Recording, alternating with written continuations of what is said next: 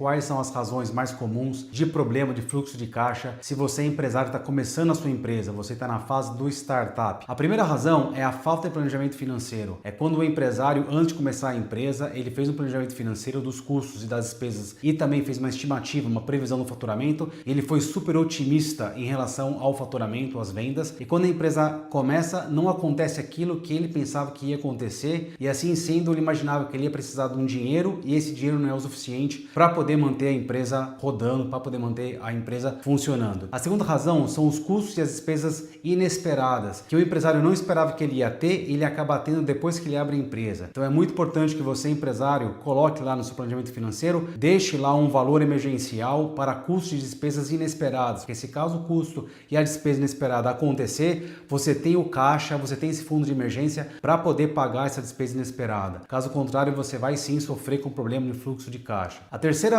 razão mais comum é a questão da queda do faturamento. É que o empresário não vai conseguir nos primeiros meses atingir aquele faturamento que ele esperava que ele ia ter. Ele não consegue atingir as metas dele. Essa é a primeira razão. E a segunda é a precificação. É quando o empresário colocou o preço do produto ou serviço dele muito alto, e ele, uma vez que ele entra no mercado com aquele preço, ele descobre que o preço está muito alto, ele tem que abaixar o preço. E se ele abaixar o preço, significa que ele tem que vender mais para poder atingir as metas daquela estimativa, daquela previsão de faturamento que ele fez quando ele estava na fase de planejamento financeiro da empresa. Então é muito importante que você, empresário, precifique corretamente. Cuidado para não, na fase de planejamento financeiro, não colocar o preço mais alto que o mercado está a fim de pagar. Uma outra razão que é super normal é quando uma empresa está ou super endividada, então a empresa tem muitos empréstimos e não consegue mais fazer aplicação de empréstimo em nenhuma financeira ou nenhum banco, ou quando o empresário também estava contando que ele ia conseguir um empréstimo na fase do startup e ele não conseguiu esse empréstimo, e isso significa que ele não tem a quantidade suficiente de capital de giro para poder manter a empresa rodando. E por último, é a falta de capital de giro na fase do startup. Isso acontece por quê? Porque quando você tem essa somatória dessas razões que eu falei anteriormente, a empresa vai sofrer de falta de capital de giro. A empresa não vai ter dinheiro suficiente para poder pagar as despesas e os custos diretos e indiretos em dia. E isso significa que a empresa vai sofrer de falta de fundo, falta de